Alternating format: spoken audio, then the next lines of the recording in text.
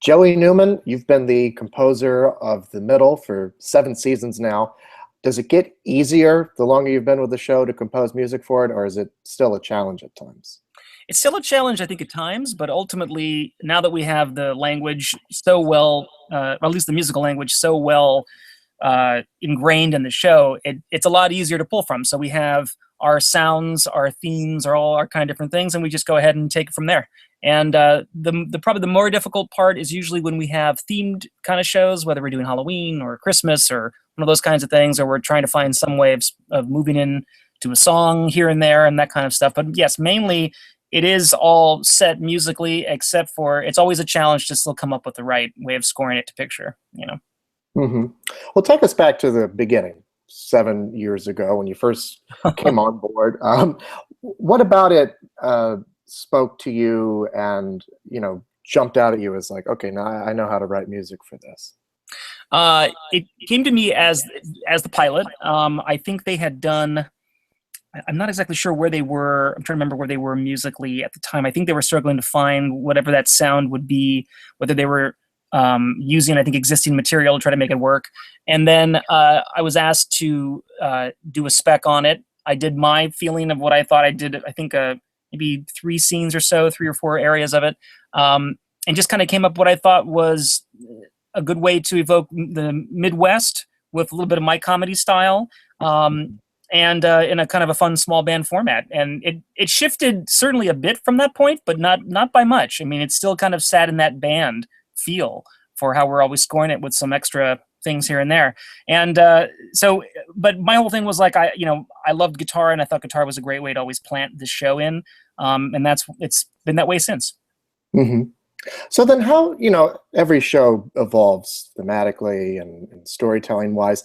How has your work evolved with the show as it's evolved? I would say that it has become much more refined, a sound that's a little bit more specific to each episode. As I guess I kind of liken it to the cast. As the cast kind of gelled within each other, I find the music kind of did the same thing. I tried a lot of different things kind of in the first season just to kind of see what my parameters always are. From that point, I think you kind of pick and choose, okay, this is working really well, this isn't working so well, so now I'm going to kind of pare it down to where I found this kind of core group. Once I kind of did that, I think every show has become kind of a good variation on that kind of band sound and that kind of those vibes, those little things from music when we kind of talk about certain comedic aspects or jokes or whatever it might be.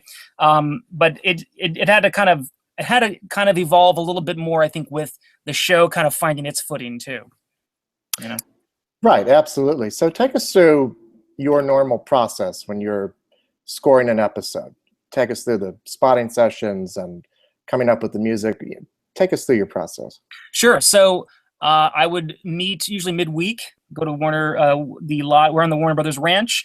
Head on inside. We'll have a spotting session with the show creator, and the editor is there. The co-producer's there. AP might be there. My music editor's with me. And and the sound supervisor for the dub mix, he's there as well to talk about any kind of Foley and or other things that are, in regards to sound. And we go through the show, pick the spots. We think music is obviously, there's a temp score already there, which is just my music from all the different seasons that they've put in, cut to that they like. We decide what needs to be addressed, what's working, what's not working. From that point, then I will, once we decided, that music editor gives me the spotting notes, which are the notes that I follow, which gives me the full kind of outline of all of my cues I have to write, minutes wise, timings wise. I get my show as a digital file uploaded to me, go ahead and I start writing, usually the next day. And it takes me about 2-3 days to fully get through it the way I like it. It takes me a little bit longer, I find, because I'm playing guitars as part of the preview. I'm not an actual guitar player per se. I'm a drummer is my principal. So it takes my kind of time to kind of make that work, make sure that everything is ready to show. And then by the time I'm finished writing the show, I'll upload it to a little web page that I put all the QuickTime movies on that the showrunner then can watch anywhere she wants. She can watch it from her phone, her computer, wherever. And then she gives me notes on those. We usually go through a round of notes. At this point, before that used to be more difficult. Once in a while, there'll be some kind of harder cues to make sure we get the right point across on. And then she gives me my notes, take it from there, have a guitar session with my guitar player coming in, mix the show, out the door. So it's about, from spotting to delivery is about a week. Okay.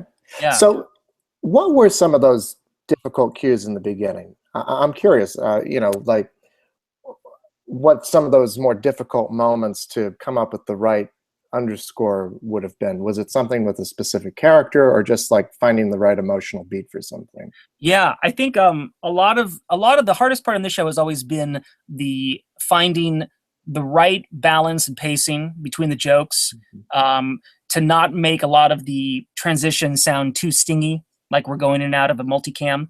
That's been something that's constantly evolved, and depending on where we're at, we've worked on a lot. And then outside of that is when we're too quirky or too mysterious sounding, and when it's not supposed to be that way. So trying to find that balance between light and or happy and sad, or light and dark, has been pretty much the most work, I think, on the show since the beginning. Once we got through that, actually the easier cues have always been the end cues, which are longer and you have more time to kind of develop something too. Whereas the smaller cues are always the hardest. The 1 second, what are we going to say? And can I fit in a little musical motif within those few seconds, Right. Yeah. I think a lot of that also has to do with sort of the changing landscape of like TV comedy, the way that TV comedies are done these days. You mentioned like you didn't want it to be like the stingers coming out of multicam shows, and I think that's really interesting. I mean, it's almost kind of like a more, dare I say, cinematic way of writing music. Would you say that? Definitely. I think that's why I always try to watch other single cams, especially on the comedy side like ours, to see how they're doing it, or to see what's happening. I mean, the single camera comedy really is, I think, this kind of exactly what you'd expect it to be. It's like an hour-long format in 22 minutes versus 45 minutes. So I feel like I want to approach it in a similar way. Granted,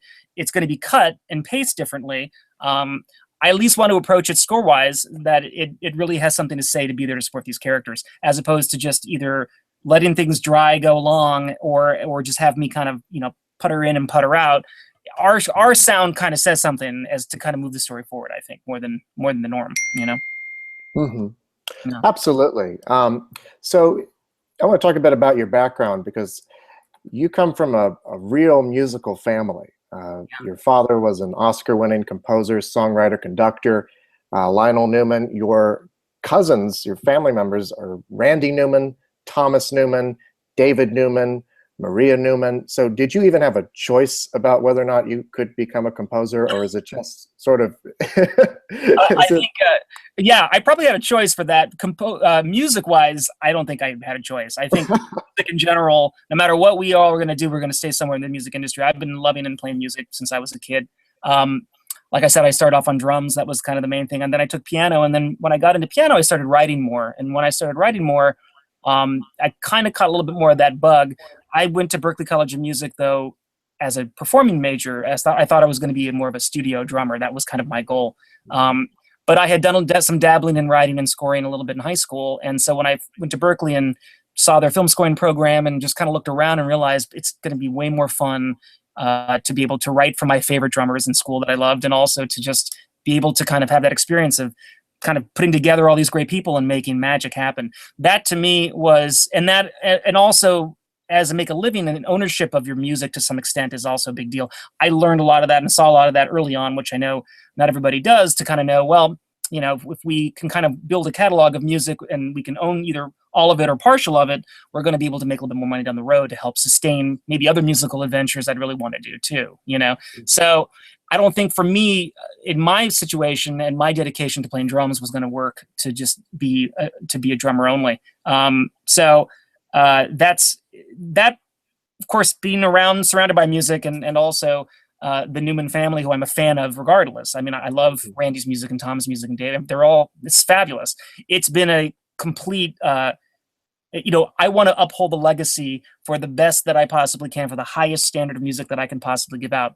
There's no comparisons in terms, we're all very different.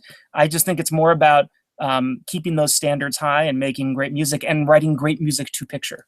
Being very sensitive to storytelling. That's, I think, where the Newmans should get all their gifts from, is that they're great storytellers with their music. Absolutely, I agree with you 100% about that. So you've won an ASCAP award for The Middle, and you received a Primetime Emmy nomination for your work on Little People, Big World. Right. What does that recognition mean to you? In particular, it's to be acknowledged by my peers, which is really a great hallmark of success for me, is to know that that the other composers and other musicians that I love and admire respect my work as well. I think we all hope to create music that has an impact, that is not only propelling that story, but making someone feel and think different things depending on how we're supposed to contrast or support these particular imagery. But truthfully, being recognized just goes to show, all your hard work has also been, it's worthwhile. It's, people get it, your friends get it, the industry gets it, and that's important, I think. Mm-hmm. Yeah. So what can we expect from you musically with The Middle as it continues to go on? Well, one of the things that I love doing on the show are, for our I once in a while get options to do some arrangements. I get to work with some of the actors sometimes, where some of them sing, some of them. I did a thing for the band some seasons ago when Axl had a band. I really love doing that. I love doing the themed shows. The one I put up for the submission this year for the Emmys is a Halloween episode, which was one of my favorites and very different from the stuff that we've done before. So that was really exciting. And I love doing a lot of these things kind of a la Middle. So, here comes this song or this show or this kind of thematic element. Let's take that and kind of make it something in our Middle sound. So that's been the truly the most exciting part of the show. So I love to do more of those things. And then as new characters come in, maybe I can find a way to kind of weave in new thematic things or some new sounds here and there. But for the most part, I think, after 7-8 seasons of a show coming up, it's hard to move too far away from it at this point. So we're just going to, I think, it's just great to do kind of more variations on the theme, so we say, so. Mm-hmm. Well, thank you so much, and congratulations on your work. And it was a real pleasure talking to you. Thank you so much for having me. I appreciate being here. You're welcome. Have a great day. Thank you. Take care. You too.